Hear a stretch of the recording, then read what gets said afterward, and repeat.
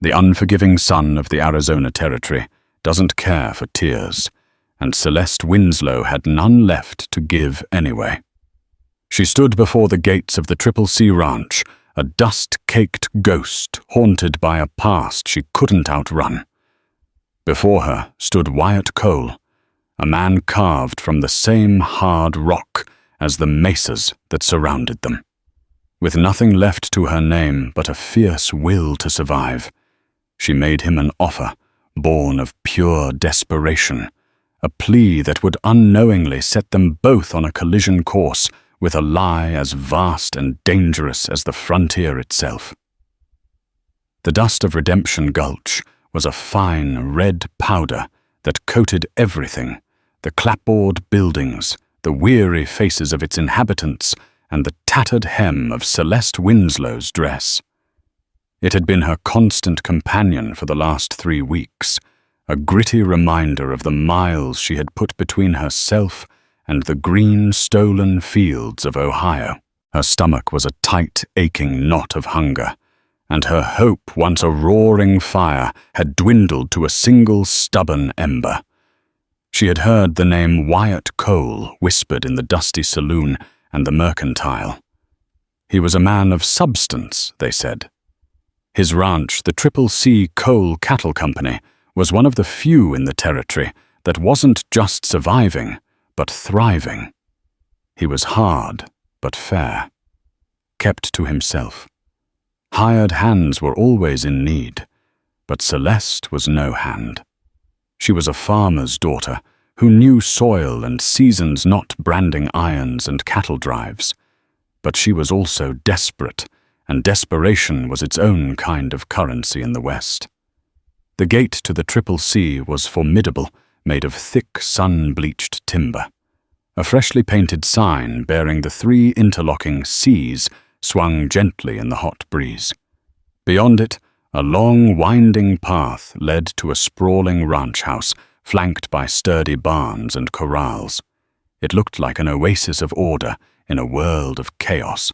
Taking a breath that felt like swallowing sand, Celeste pushed the gate open and began the long walk toward the house. He was on the porch, as if expecting her. Wyatt Cole was not a handsome man in the way of city dandies. His face was a road map of sun and wind, with deep-set eyes the color of a stormy sky. He was tall and lean, with the quiet, coiled stillness of a predator. He watched her approach without a word, a half-rolled cigarette resting between his lips unlit. He wore a dusty brown duster over a simple shirt, and a Colt Peacemaker was holstered low on his hip, its worn leather a testament to use. Celeste stopped at the bottom of the porch steps, her shadow long and thin behind her. She had rehearsed a dozen speeches, but now, under his unnerving gaze, the words scattered like quail. "Mr. Cole," she managed, her voice raspy. He gave a slow, deliberate nod. "Ma'am." The silence stretched thick and heavy. He made no move to invite her up, no offer of water. He simply waited. It was a test, she realized, a test of her nerve. She lifted her chin, forcing the tremor from her voice. "My name is Celeste Winslow. I'm looking for work." One of his eyebrows rose a fraction of an inch. "I ain't hiring scullery maids. This is a working cattle ranch. I can work," she insisted, her words tumbling out in a rush. "I can cook, I can clean, I can mend clothes, tend a garden. I can learn whatever you need me to learn. I'm strong. I'm not afraid of hard labor." She took another step forward, her hands clenched into fists at her sides. This was it, the final desperate card she had to play. "Please take me. I'll work free for you, just for room and board, until I can prove my worth." The air stilled. Even the ever-present wind seemed to hold its breath. It was a shameful, desperate offer, one that stripped her of the last of her dignity. She expected him to laugh, to sneer, to order her off his land. A woman offering to work for free was either a fool or a fugitive. Wyatt Cole did none of those things. He slowly removed the unlit cigarette from his lips, his gaze sweeping over her from her worn-out boots to the defiant spark in her exhausted eyes. It was an appraisal that felt less personal and more professional. He looked at her not as a woman, but as a problem to be solved. Finally, a slow, unreadable smile touched the corners of his mouth. It didn't reach his eyes. He straightened up from the porch railing, a sudden and surprising energy in his movement. Celeste Winslow. He said her name, sounding strange and significant on his tongue. He took a step toward her, his boots thudding on the wooden porch. "You're the woman I've been waiting for." The words hung in the air, baffling and surreal. He spoke them not with the passion of a love-lorn suitor, but with the quiet satisfaction of a man whose long and patient search had finally come to an end. For Celeste, who had expected rejection, it was a disorienting reprieve.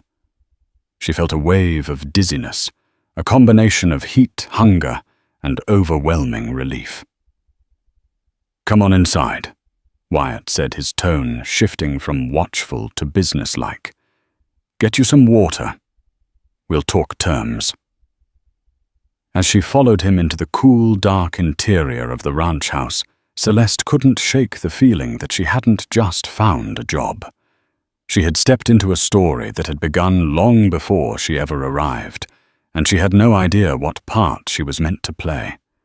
The relief she felt was mingled with a new and unsettling thread of apprehension.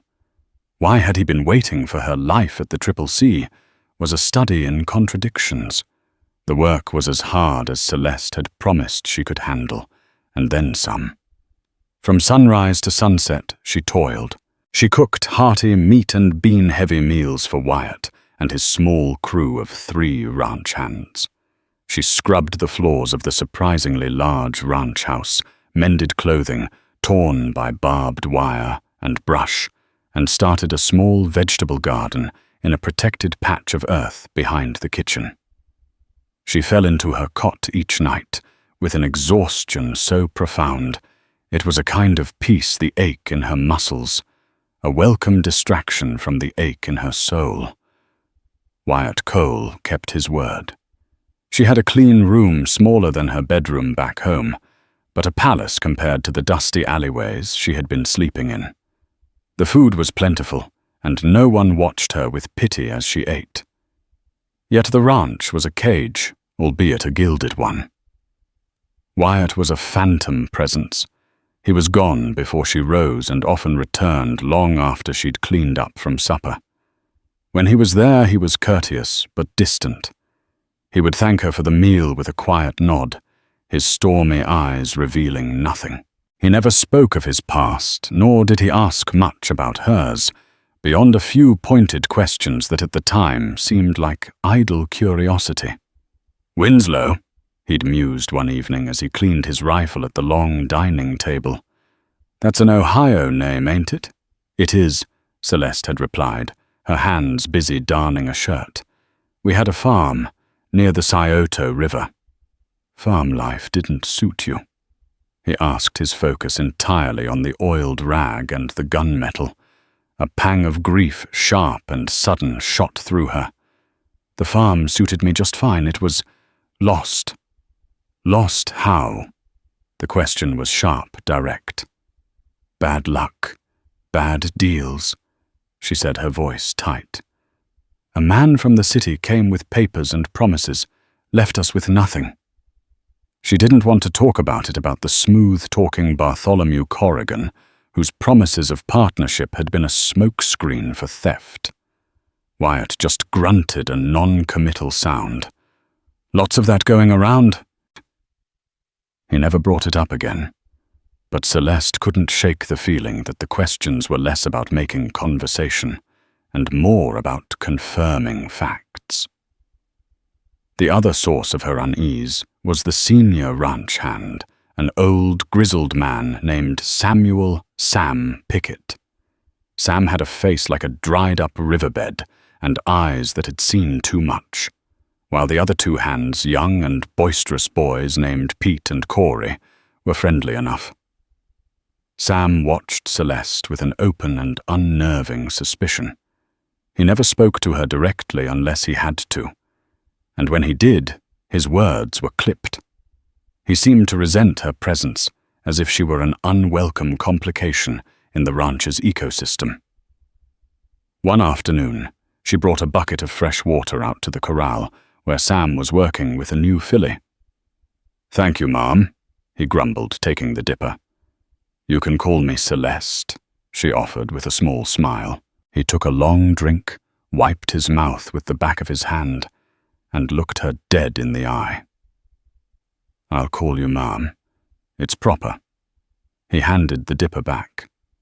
"The boss, he ain't one for charity. You'd do well to remember that." The warning veiled as it was sent a chill down her spine despite the heat. What did he mean Wyatt had taken her in, given her a home? It felt like charity. Why would Sam insist it wasn't? The weeks bled into a month, then 2. Celeste grew stronger, her skin tanning under the relentless sun. She learned the rhythms of the ranch, the names of the horses, the sound of Wyatt's boots on the porch long before he appeared. A strange and fragile sense of belonging began to take root. She started to see cracks in Wyatt's stoic facade. She saw the way he gentled a spooked horse, the rare, unguarded smile he gave when one of the ranch dogs greeted him. She found herself watching him, drawn to the mystery he presented. The twist that unraveled everything came on a sweltering Tuesday afternoon. Wyatt had ridden out with all the hands to deal with a damaged section of fence on the far side of the property, a 2-day job. He had told her they wouldn't be back until the following evening. For the first time, she had the ranch house entirely to herself. It was while she was doing a deep clean of the house, airing out rooms that were seldom used, that she came upon Wyatt's study. It was the one room he always kept locked. She had respected his privacy, never questioning it. But today, as she swept the hallway, she noticed something glinting under the edge of a large Navajo rug just outside the door. Curiosity piqued. She lifted the corner of the rug. It was a small brass key on a simple leather cord. It had likely fallen from his pocket. Her heart began to beat a little faster. It was wrong, an invasion of his trust. But Sam's words echoed in her mind. He ain't one for charity. And Wyatt's own declaration. You're the woman I've been waiting for. She had to know. Her hand trembled as she slid the key into the lock. It turned with a well-oiled click. Pushing the door open, she stepped inside. The room was meticulously organized. Bookshelves lined one wall, filled not with novels, but with ledgers, legal texts, and geological surveys. A large oak desk stood in the center, its surface clear, save for a blotter and an inkwell. It was the wall behind the desk that stole her breath. Pinned to a massive corkboard was a map. But it wasn't a map of the Arizona Territory or the CCC Ranch. It was a detailed topographical map of a county in southern Ohio. With a growing sense of dread, she stepped closer. She saw the familiar curve of the Scioto River, the name of her old township, and then marked with a small, precise X, a parcel of land. Her land. The Winslow farm. Her blood ran cold. Surrounding the X were dozens of handwritten notes pinned to the map. Phrases leaped out at her. High-yield iron ore deposits confirmed. Water rights crucial for mining operation. Acquisition of Winslow deed is paramount. It was a blueprint for the plunder of her home. And then she saw the name signed at the bottom of a typed telegram pinned near the map. B. Corrigan. Bartholomew Corrigan. The man who had ruined her family. Her hands flew to her mouth to stifle a scream. Her legs felt weak, and she leaned against the desk for support. Her eyes darted around the room, seeing it now not as a study, but as a predator's den.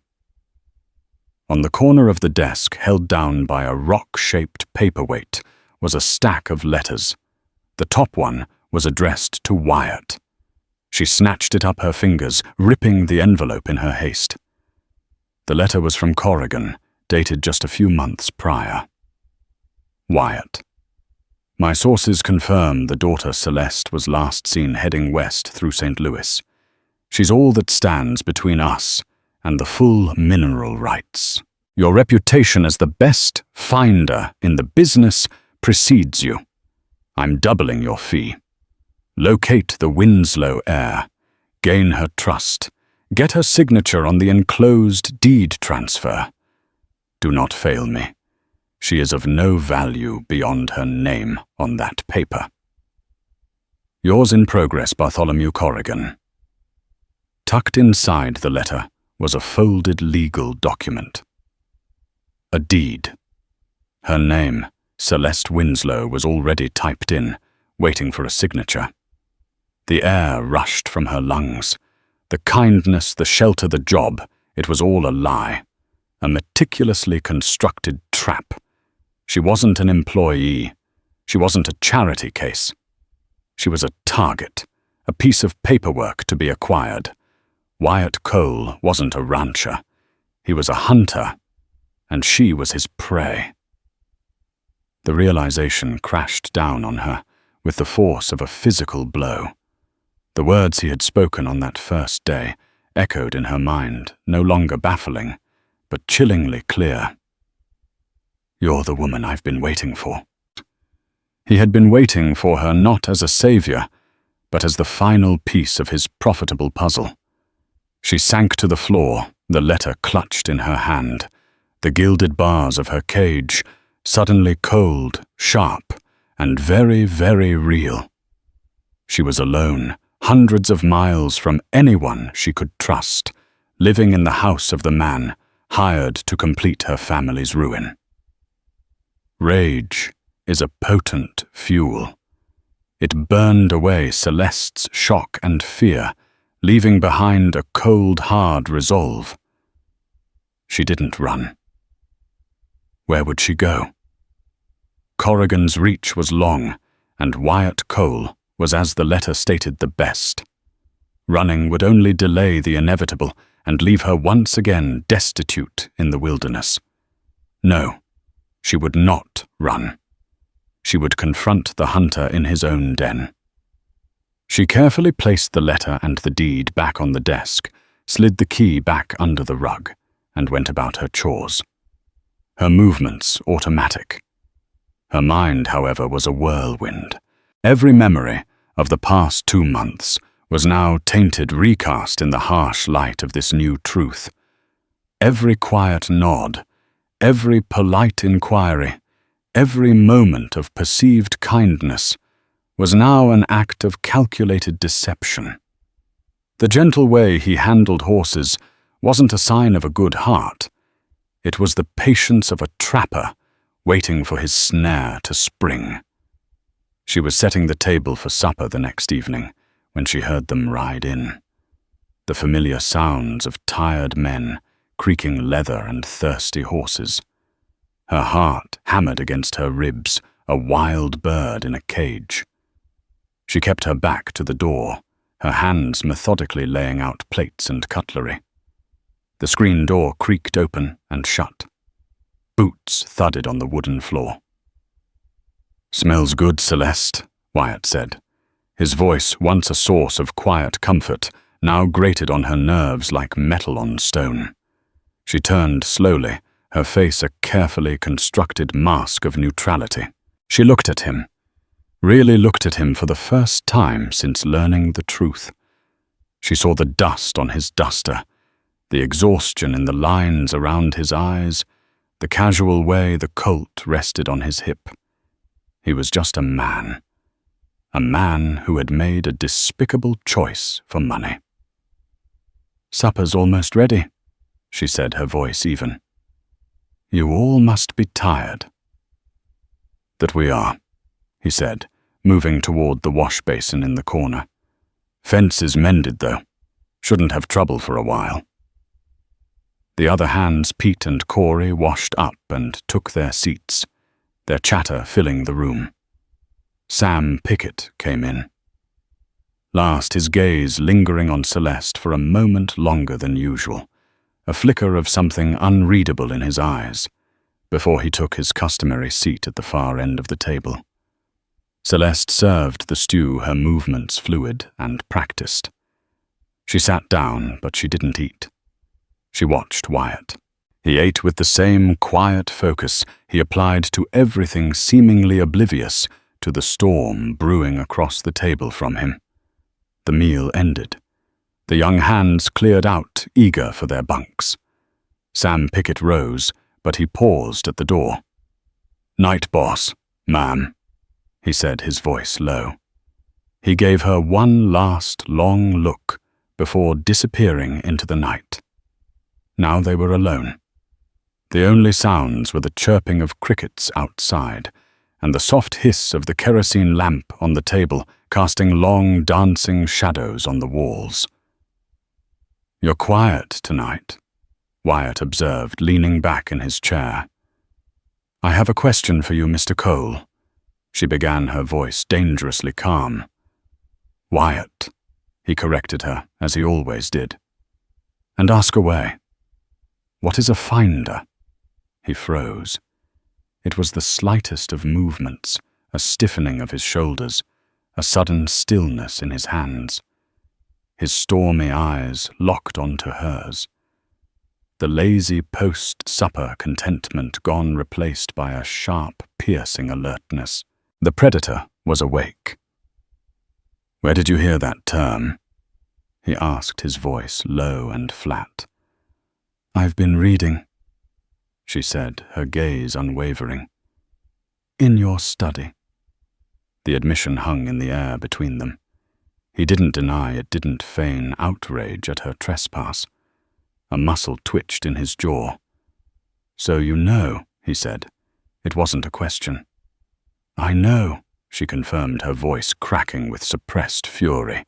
"I know that you are a hired man, a human bloodhound tasked by Bartholomew Corrigan to track me down. I know that this ranch, this job, this sanctuary is nothing but an elaborate stage, and I am the unwitting actress waiting for my cue to sign away the last thing my family has to its name." She stood up her chair, scraping harshly against the floor. "And I know that when you said I was the woman you'd been waiting for, you meant it in the most literal, despicable way possible." Wyatt remained seated, his face a granite mask. But his eyes for the first time showed a flicker of something beyond cold professionalism. It looked like shame. "It started that way," he said, his voice a low rasp. "It started that way." She spat, her control finally breaking. "Did it ever occur to you that you were completing the ruin of a family, that the money you're earning is stained with my father's sweat and my mother's tears? Or am I just a name on a piece of paper to you? Of no value beyond her name. Wasn't that what Corrigan wrote?" He flinched, a clear sign that she'd hit her mark. He pushed himself away from the table and stood up, his height suddenly seeming menacing in the small room. "You think I don't know who Corrigan is?" He shot back, his own voice rising with a raw, unexpected passion. "You think I don't know what kind of man he is? Men like him are the reason I'm doing this in the first place." He began to pace, his coiled energy finally unleashed. "I had a place, a small ranch back in the Panhandle. My father built it from nothing. A railroad baron, a man just like your Corrigan, wanted the water rights. He came with papers and promises too. He offered a partnership, then used the courts he owned to bankrupt us. My father died a broken man. I lost everything. He stopped and faced her, his face ragged with a pain that looked all too real. I came west with nothing but the clothes on my back, and this, he said, slapping the holster on his hip. I learned that the world isn't run by good men. It's run by the Corrigans of the world. And the only way to fight them is to get smarter, to get paid. I became a finder because I was good at it. I find things people want. People land information. And yes, Corrigan hired me. The money he offered, it was enough to buy this place outright, to build something that no one could ever take from me again. His confession was raw, brutal, and unwelcome. Celeste's anger faltered, complicated by the bitter irony of their shared history. He was a victim, just like her, but he had chosen to become a perpetrator. So you became him, she said, her voice filled with quiet contempt. To get back what was taken from you, you help him take from others. You help him ruin families like yours, like mine. It's not that simple, he growled. It is exactly that simple, she cried. Don't you dare try to justify this to me. You looked me in the eye every day. You shared your table with me. You let me believe you were a good man. What I was supposed to do and what I've done are two different things, he said, taking a step closer. The deed is still on my desk, unsigned. Only because you were biding your time, waiting for the right moment to trick me.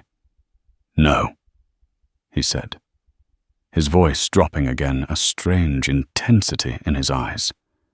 Because I've gotten to know you. I've watched you. You're not just a name on a paper, Celeste. You're not what I expected. He ran a hand through his hair, a gesture of profound frustration. Damn it, this was supposed to be a job. Get the signature, get paid, move on. But you work like you've got something to prove to the world.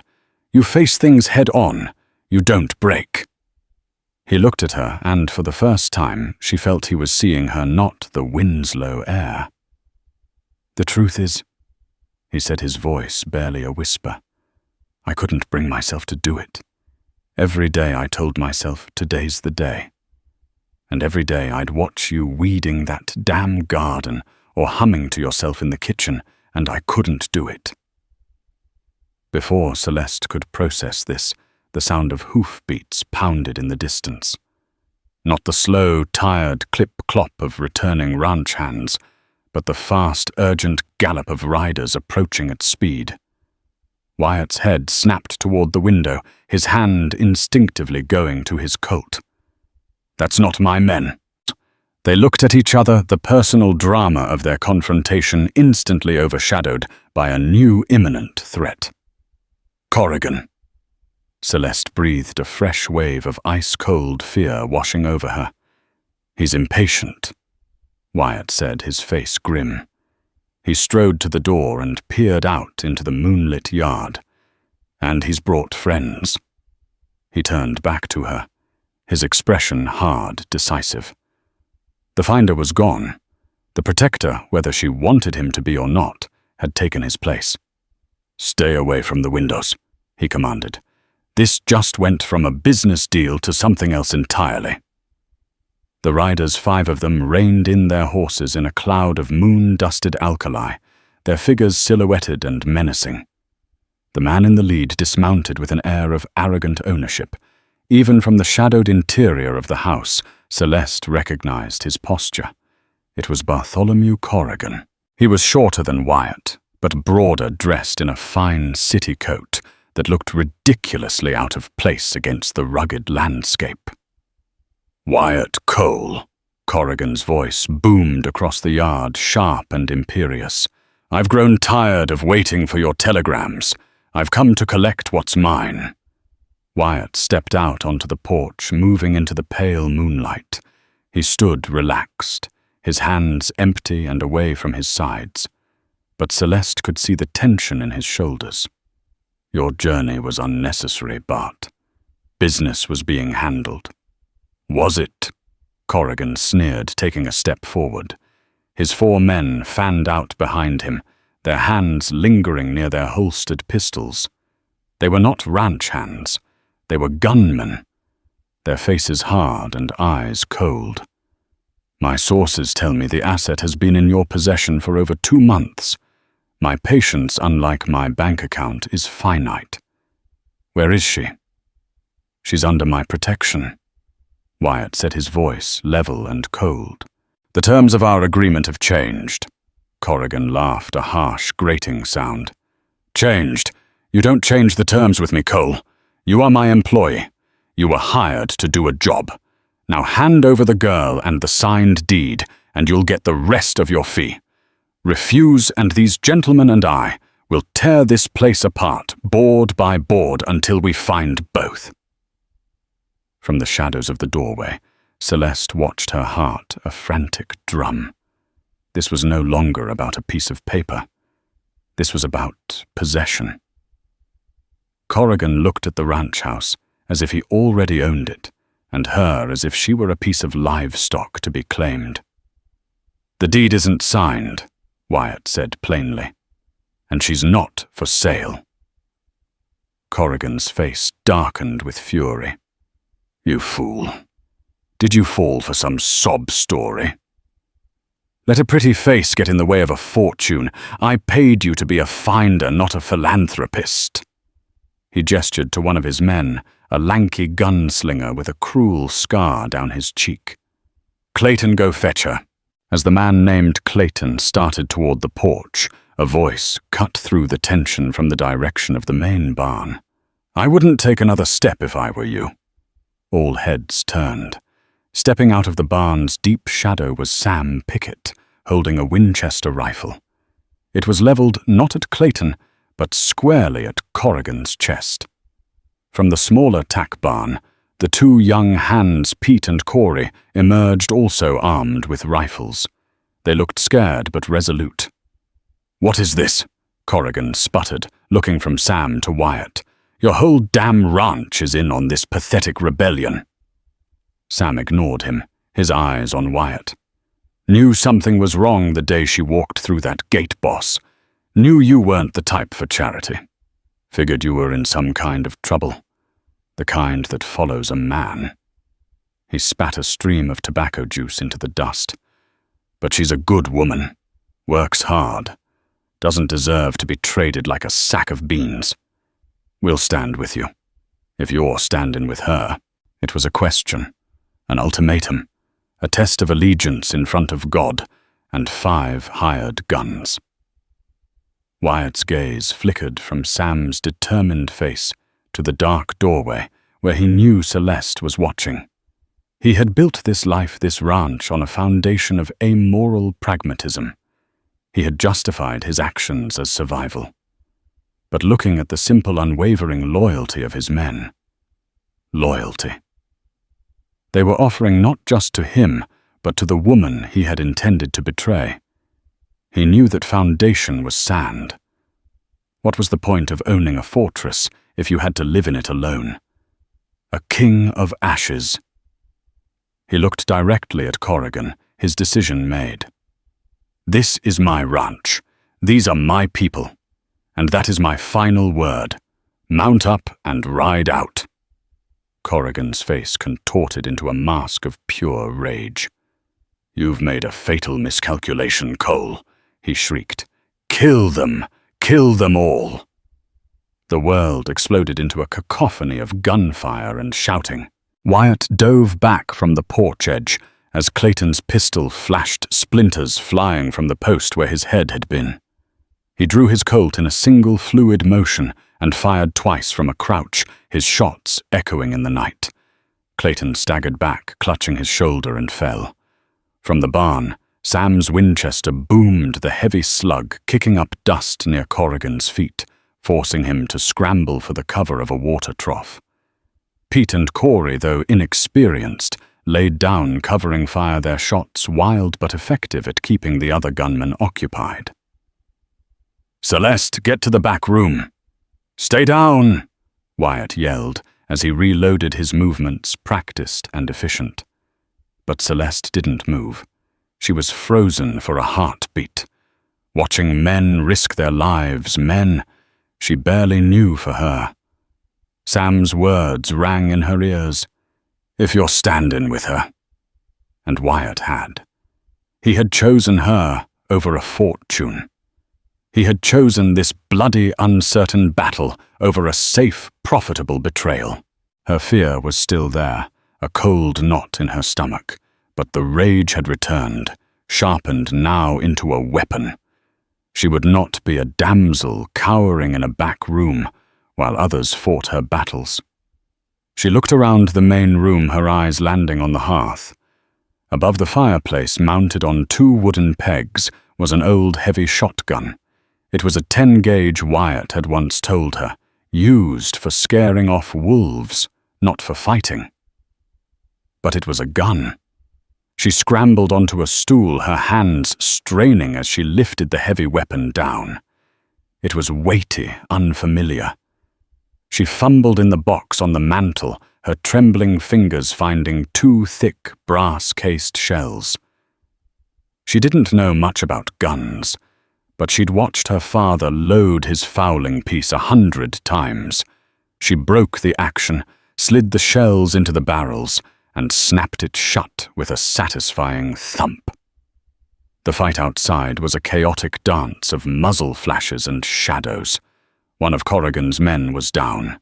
Corey was yelling, clutching his arm, but was still in the fight.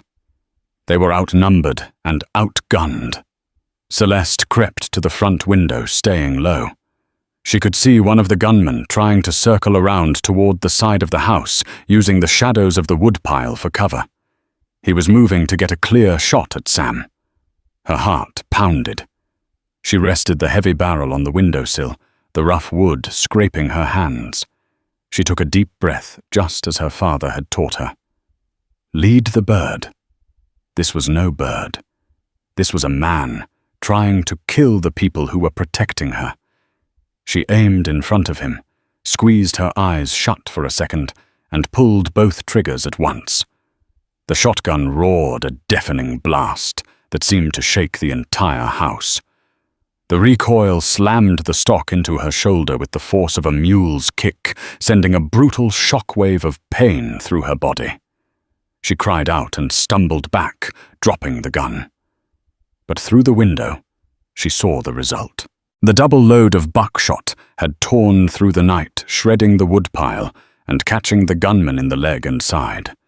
He screamed and collapsed out of the fight. The brief, shocking lull caused by the shotgun blast was all Wyatt needed. "Now, Sam!" he yelled. Sam Pickett broke from the cover of the barn, running in a low crouch toward the side of the house, providing a crossfire. The remaining 2 gunmen were now caught between Wyatt on the porch and Sam on their flank. The fight was over in seconds. One threw down his pistol and raised his hands. The other tried to make a run for it and was brought down by a single precise shot from Wyatt's Colt. Silence descended thick and ringing. The air was acrid with the smell of gunpowder. Corrigan slowly rose from behind the water trough, his fine coat spattered with muddy water. He looked at his defeated men, at the smoking rifles of the ranchers, and at the house. His face was a picture of disbelief and incandescent fury. Wyatt walked off the porch, his pistol still held ready. Sam and Pete joined him, their rifles trained on Corrigan. "It's over, Bart," Wyatt said, his voice ragged. Corrigan's eyes darted around, finally landing on the window where the shotgun blast had originated. His gaze locked with Celeste's. The hatred in his eyes was pure and venomous. "This isn't over," he hissed, his voice trembling with rage. "You may have won the battle, Cole, but you've just started a war, I own judges. I own marshals. I will ruin you. I will see this ranch burn, and I will see her dragged back east in chains." He turned, and without another word stormed over to his horse, mounted it, and galloped off into the darkness, a lone figure vowing vengeance. The gunman who had surrendered was sent packing on foot after him, his gun belt thrown into the dust. In the aftermath, the yard of the Triple C was a mess of bleeding men and shattered illusions. Corey's arm was bandaged. The two wounded gunmen were tied up in the tack shed, awaiting the arrival of the nearest honest lawman, if one could be found. Celeste finally came out onto the porch, her shoulder throbbing her body, shaking from the adrenaline. Wyatt was standing there, staring out into the night where Corrigan had disappeared. She stopped beside him. The space between them was filled with unspoken things. His betrayal, her forgiveness, their shared violence. "He'll be back," she said, her voice quiet. "I know," Wyatt replied, not looking at her. "He won't stop."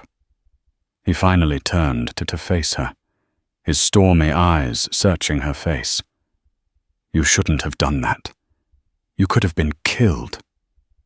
"So could you," she countered. "So could Sam and the others. You didn't have to stand with me."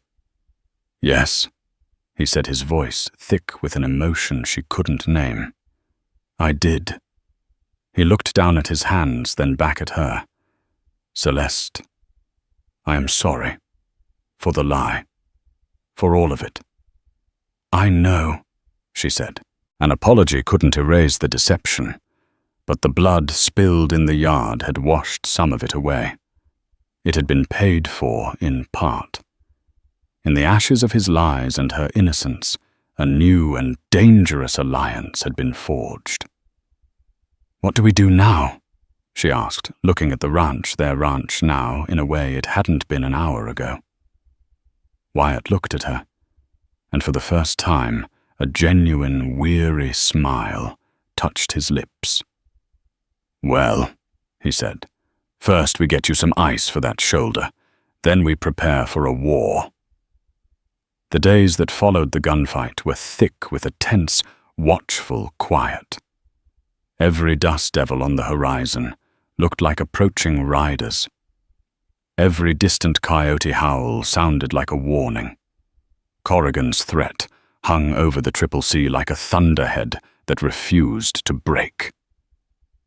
Wyatt sent young Pete on the 2-day ride to Prescott, carrying a carefully worded letter to a territorial judge.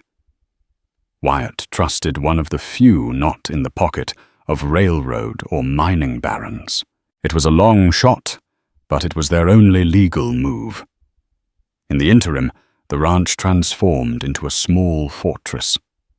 Watches were set around the clock. Rifles were kept cleaned and close at hand.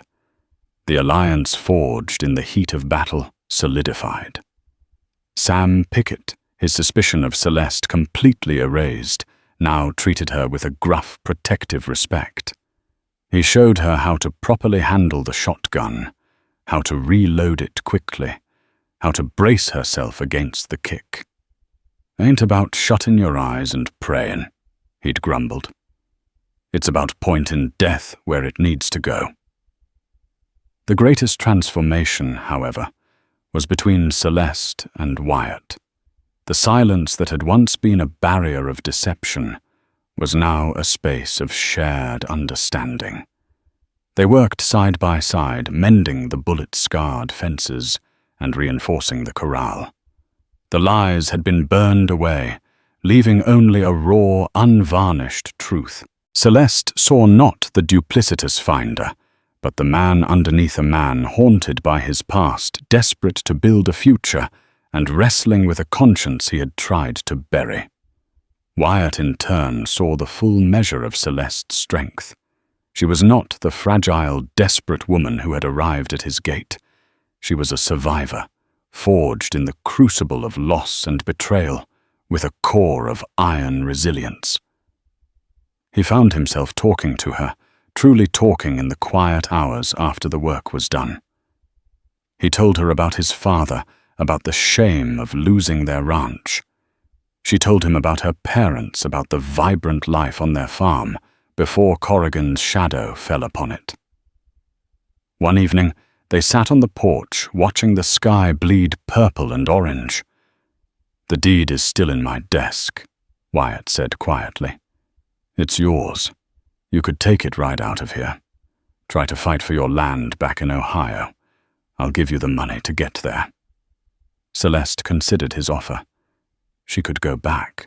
She could spend years tangled in Corrigan's web of corrupt courts and paid-off lawyers, fighting for a home that was now only a memory. Or she could stay here on this harsh, beautiful land that she had, against all odds, helped to defend. A place where she had improbably found a new kind of family. "There's nothing for me in Ohio but ghosts," she said, her voice firm. "My home is here now, if we can hold it." He looked at her, his stormy eyes filled with a vulnerable light she had never seen before. "Celeste," he started, his voice rough with emotion, "when all this is over, if we're still standing." He trailed off, unable to articulate the hope that was warring with his ingrained pragmatism. She understood. "We'll be standing," she said, a promise and a prayer in one. Their war came not with a gallop, but with the quiet scrape of a lawyer's pen. A week after Pete had left, a man arrived in a buggy flanked not by gunmen, but by 2 deputies wearing the badge of the local county sheriff, a man named Brody, whom Wyatt had long suspected was on Corrigan's payroll. The man introduced himself as Mr. Gable, an attorney from Phoenix. He presented an official-looking court order. "Wyatt Cole," Gable announced smugly. "By the authority of the Territorial Circuit Court, I have here a writ of seizure for this property, the Cole Cattle Company, as collateral against an outstanding business debt owed to my client, Mr. Bartholomew Corrigan." "Debt?" Wyatt scoffed. "I owe Corrigan nothing." "On the contrary," Gable said, smiling thinly, "you entered into a service contract, a finder's fee. You accepted a substantial advance payment for the procurement of a certain asset. You have failed to deliver said asset." He gestured vaguely towards Celeste, who stood beside Wyatt on the porch. "Therefore you are in breach. Mr. Corrigan is simply calling in the marker. The ranch is his." It was a brilliant, villainous move. Corrigan wasn't just coming for Celeste. He was using the very contract of his own scheme to legally steal Wyatt's ranch out from under him. The deputies shifted their weight, their hands on their guns. Sheriff Brody looked on with a smug grin. "This is a fraud," Wyatt snarled. "That's for the courts to decide," Gable said smoothly. "In the meantime, you have 24 hours to vacate the premises." Despair, cold and final, threatened to overwhelm them. Corrigan had outmaneuvered them. He didn't need guns when he had the law itself as his weapon. As Gable and his escort turned to leave, Celeste's mind raced. The contract, the advance, the asset. The words churned until an idea wild and desperate sparked in her mind. "Wait!" she called out. Gable turned, an annoyed look on his face. Celeste stepped forward, her heart pounding. She looked directly at the lawyer. "You say there is a contract for my procurement." "That is correct, young lady," Gable said condescendingly. "And Mr. Cole has already been paid a substantial advance for this service." "He has." "Then it seems to me," Celeste said, her voice growing stronger, more confident, "that Mr. Corrigan has already paid for me. I am the asset. The procurement has been made. I have been found and delivered to this location as per the contract." She turned to Wyatt, a silent, urgent question in her eyes. He stared at her for a moment, his mind catching up to her audacious logic. A slow, dangerous smile spread across his face. He understood. Wyatt stepped forward. "The lady is correct, Mr. Gable. The terms of the contract have been fulfilled. The asset was located and secured." He gestured to Celeste. "Here she is. I have held up my end of the bargain. The fact that she will not sign a separate document is immaterial to the service I was contracted for. I found her. Therefore the debt is settled." Gable's smug expression faltered. He sputtered, "But the deed. The purpose of finding her was the deed. Read the contract." Wyatt challenged, his voice like iron. "I'll bet my ranch that it specifies locating and securing the asset. Anything about a signature would have been a verbal addendum inadmissible in any honest court. You can't put conspire to commit fraud in writing, counselor." Celeste pressed the advantage. "If Mr. Corrigan wants to claim I am his property, then he must also agree that his payment to Mr. Cole stands. He can't have it both ways. He cannot claim breach of contract when the object of the contract is standing right here, delivered as promised." She folded her arms. "Tell Mr. Corrigan I will await his personal collection, and then we can discuss the matter of my kidnapping." The deputies looked uncertainly at each other. Sheriff Brody's grin had vanished. This was far more complicated than a simple eviction. Gable was left speechless.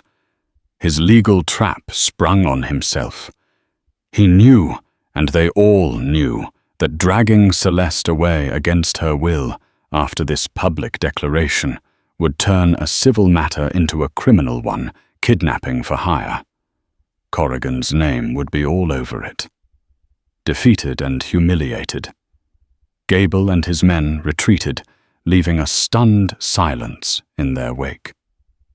In the middle of the dusty ranch yard, Celeste and Wyatt looked at each other. She had not only saved the ranch, she had used Corrigan's own corrupt scheme to do it.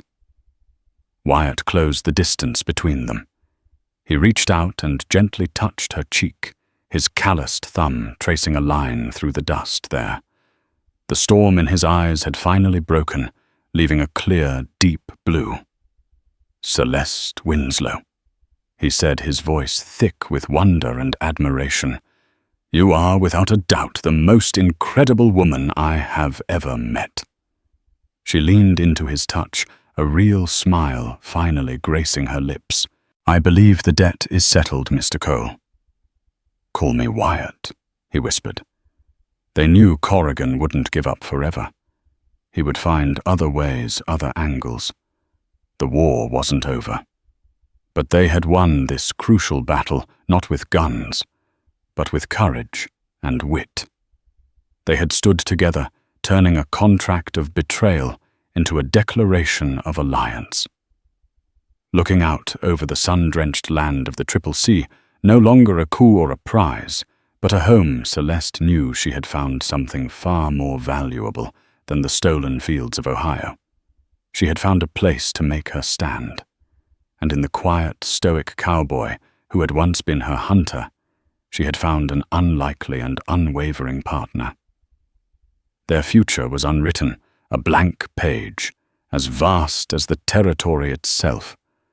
But they would face it together. And so a desperate plea in the dust of the Arizona territory became the first chapter of a legend.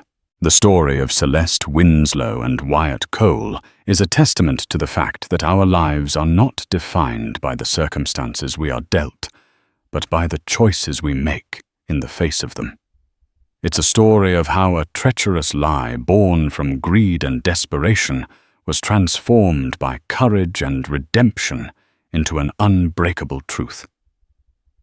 Their tale reminds us that even in the harshest of landscapes, the most resilient things can grow.